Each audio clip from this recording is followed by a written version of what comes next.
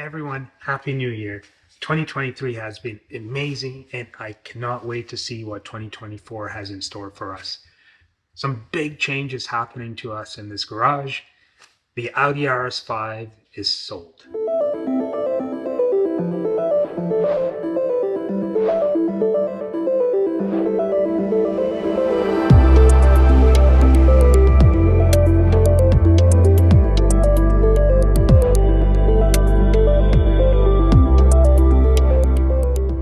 After 4 years of ownership, I've finally given up the Audi RS5. Such an amazing car, and it's kind of sad to see it go. There is no issues with that car.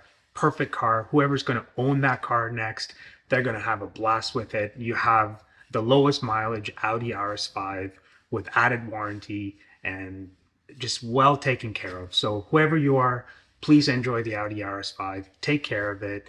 I think it's going to do you great. Now, as for me, I need something of a daily driver to cruise around to the office, do things around the city, and so on. So the G87 M2 is taking on those new daily driver duties.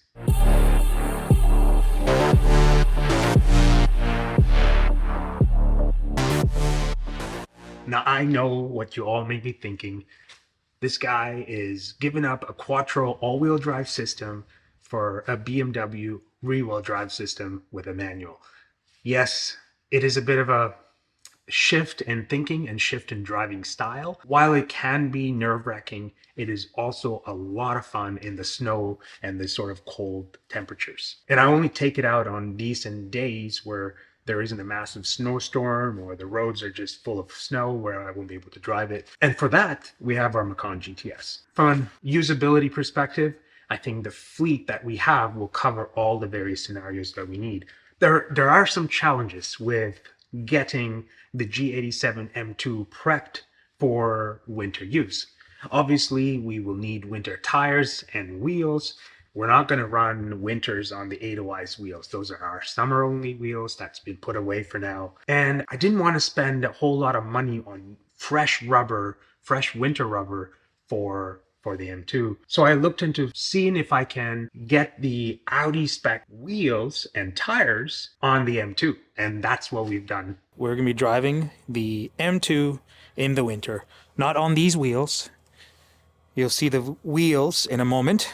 They're essentially the aftermarket wheels that were on the RS5. The Vision Forged wheels will go on the M2. So in order to run those Audi spec wheels, the offsets are way off. We've had to put some spacers on. We've had a bit of an issue with the bolts that you need to use to mount the Audi wheels on the BMW. The bolt pattern on the wheels are pretty much the same, but the type of bolts used are very different. So now what we have here are the two bolts, the Audi bolts and the BMW bolts. For the BMW, we need a cone seat, whereas with the Audi, it's a ball seat. Meaning that when the tires are finished or prepared for Audi fitment, the bolt holes are meant for a ball seat. Now, I can't use the Audi bolts on the BMW, mainly because the tread pitch on this is very different from that of the BMW. So we can't use the Audi bolts on the BMW, even though the bolt patterns are the same. Now, finding ball seat bolts with the BMW tread pitch is very difficult. It almost does not exist. So what we've had to do was find these adapters, and I found this on Tuner. So these are really cool. And what they do is they essentially just fit into the BMW bolts to convert the cone seat bolts into ball seat. So now with the combination of the BMW bolts with the conversion to ball seat with spacers, we're able to run the Audi wheels on the BMW. The type of spacers we've used, obviously we've done a couple of videos where we showcase the spacers that we used on the stock wheels of the M2, which are these spacers from Supreme Power. And we had 18 mil and 15 mil spacers with the right length bolts that we needed. So we essentially repurposed those to change the offsets from plus 25 to something that will clear the suspension. So without the spacers, the wheels were hitting the suspension struts or the shocks.